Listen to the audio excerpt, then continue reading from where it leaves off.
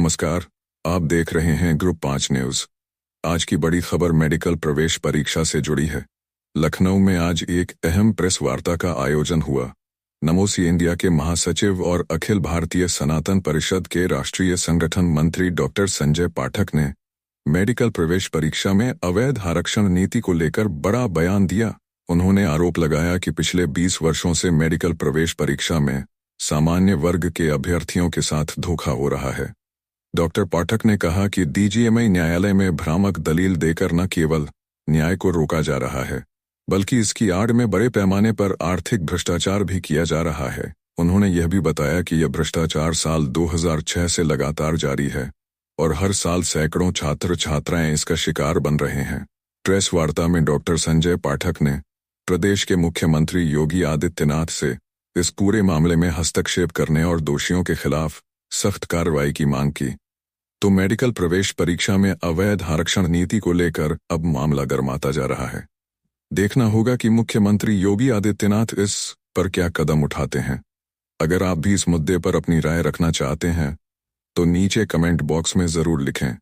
Video को like और share करना ना भूलें और चैनल को सब्सक्राइब जरूर करें। सर, मेडिकल प्रवेश प्रक्रिया में जो 2006 से ये घोटाला चल रहा है आरक्षण के अंदर, क्या कुछ कहना चाहेंगे सर? आज ये प्रेस वार्ता आयोजित की गई आपके द्वारा। मैम, ऐसा है कि समस्त पत्रकार बंधु, ये कहना चाहूँगा कि 2006 में जो डीजीएमई थी, डायरेक्टर जनरल मेडिकल एजुकेशन, उसको सुप्रीम कोर्ट द्वारा और केंद्रीय सरकार जो तत्कालीन थी, दोनों ने मिल करके जो है आरक्षण की नीति को फाइनल करवाया, जिसमें कि आपके जो एससी थे वो 21% थे और आपके एसटी 2% थे, ओबीसी 27% थे। इस तरीके से तीनों कैटेगरी को अगर आप जोड़ लीजिए तो 50% का जो है रेशियो आता था। 50% का रेशियो जो था वो आपका जनरल कैटेगरी में आता था।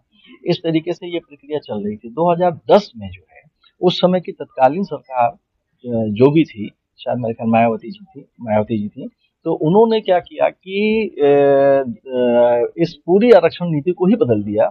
उन्होंने 70% जो है एससी को कर दिया, 15% उन्होंने ओबीसी को कर दिया, 85% इस तरीके से उन्होंने जो है इस कैटेगरी को दे दिया, एसटी, एससी और ओबीसी को। और हमारे पास बचा जो जनरल के लिए वो केवल 15% था। तो ये टोटल अमानवीय था, जिसको कहना चाहिए। दूसरी चीज ये है कि उन्होंने एक स्पेसिफिक कंपोनेंट प्लान स्टार्ट किया। उसकी डिफिनेशन ये दी कि साहब हम जो है पार्शली जो है, मतलब कि थोड़ा थोड़ा जो है हम पैसा जो है, जो प्राइवेट जो आपके सरकारी जो आपके मेडिकल कॉलेजेस हैं उनको हम वित्त पोषित करेंगे। तो आप से ये क्वेश्चन तो ये भी बनता है पूछने का कि ये बताइए कि जो जितने आपके सरकारी मेडिकल कॉलेज हैं या इंजीनियरिंग कॉलेज हैं, जितने भी इंस्टीट्यूट सरकारी हैं, क्या उनको आप वित्त पोषित नहीं करते हैं? सब गवर्नमेंट ही तो करती है ना। तो आपने ये स्पेसिफिक कंपोनेंट प्लान कौन सा बना लिया जिसमें आप आंशिक रूप से उनको जो है फाइनेंस कर रहे हैं? और अगर आंशिक रूप से आप फाइनेंस कर रहे हैं तो क्या आपका एकल वर्चस्व हो गया उसके ऊपर और आप जैसा चाहेंगे वैसा करेंगे? तो आपने पूरी आरक्षण की नीति बदल दी।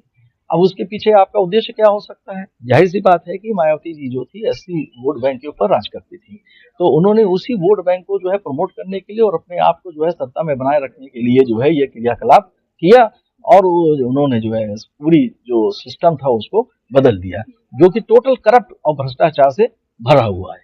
तो ये इसका इसका इसका विरोध जो है बाद में 2010 से लेकर 2015 के बीच में, 2014 में भारतीय जनता पार्टी सरकार आई, अगर वो विपक्ष में भी रही होगी तो उसको इसका विरोध करना चाहिए था, लेकिन उन्होंने इसका विरोध नहीं किया। अब आखिर अगर विरोध नहीं किया तो क्यों नहीं किया, उसके पीछे का उद्देश्य क्या हो सकता है? और आज जबकि डबल इंजन की सरकार चल रही है उनकी, यानी कि प्रदेश में भी उनकी सरकार है और राष्ट्र में भी उनकी सरकार है, केंद्र ने भी इसकी भर्त्सना की है और साथ ही साथ सुप्रीम कोर्ट ने भी की है। और अभी जो आपका जो फर्स्ट बैच का जो वो हुआ, इंटरव्यू हुआ है, उस साक्षात्कार में जो है एक मोहम्मदन कैंडिडेट है जो कि आपके लखनऊ के एकल बेंच में चली गई और चले गए और वहां पर से जो है आदेश आया कि इसको निरस्त किया जाना चाहिए। तो डीजीएमई ने भ्रमक जो है, जिसको कहना चाहिए, प्रचार किया और उनको बहकाया हिसाब ऐसा है कि जो फर्स्ट राउंड का जो इंटरव्यू हुआ है उसमें मैक्सिमम लोगों का जो है वो चयन कर लिया गया है, और अगर हम इसको फिर से करेंगे तो अफरा तफरी मच जाएगी। और अतः क्या है कि जिस कैंडिडेट ने ये नालिश ठोकी है उसको हम उठा करके अम्बेडकर नगर की एक सीट दे देते हैं, तो क्या ये न्याय है? ये मानवीय मूल्यों के ऊपर उठ करके आप ये क्रियाकलाप कर रहे हैं।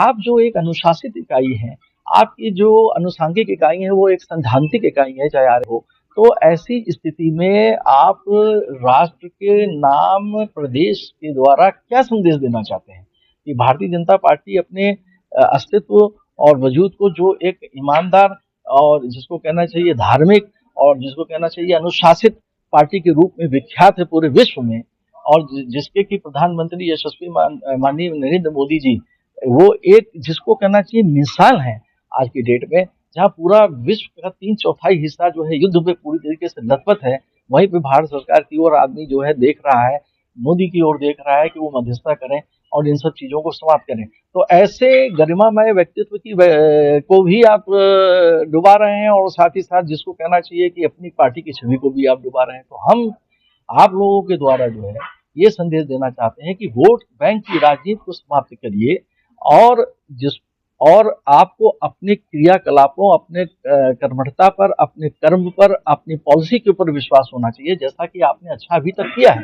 जिस तरीके से आपने इंफ्रास्ट्रक्चर डेवलपमेंट का कार्य किया है, जिस तरीके से हम जो है चौथे पायदान पर जो है इकोनॉमिक्स में जो है पूरे वर्ल्ड में आ चुके हैं आज की डेट में, तो और जिस तरीके से वुमेन एम्पावरमेंट की बात हम कर रहे हैं, जिस तरीके से हम स्टार्टअप, ये तमाम योजनाएं हमारी जो है जिसके द्वारा हम जो है गरीब मुफलिस और सभी लोगों को आगे बढ़ाने की चेष्टा कर रहे हैं, और कर उसमें काफी हद तक सक्सेसफुल भी हुए हैं। तो हमको चाहिए कि हम उसी को ही अपना बेस बना करके चलें, क्योंकि आदमी उदार होता है, कर्मठ होता है, अनुशासित होता है और ईमानदारी से आगे बढ़ता है। तो हम आपके द्वारा ये कहना चाहते हैं कि आप सरकार को इस चीज से अवगत कराएं कि ये जो हो रहा है ये गलत हो रहा है। आगे चल करके इनको वोट नहीं मिलेगा, ये एससी के वोट को लेकर के सोचते हैं कि हम तोड़ भांज करके सरकार बना लेंगे, लेकिन अगर अन्य लोग इसके खिलाफत में चले गए तो दिक्कत पेश आएगी, और हो सकता है कि आपकी डबल डेकर की सरकार ना रह पाए।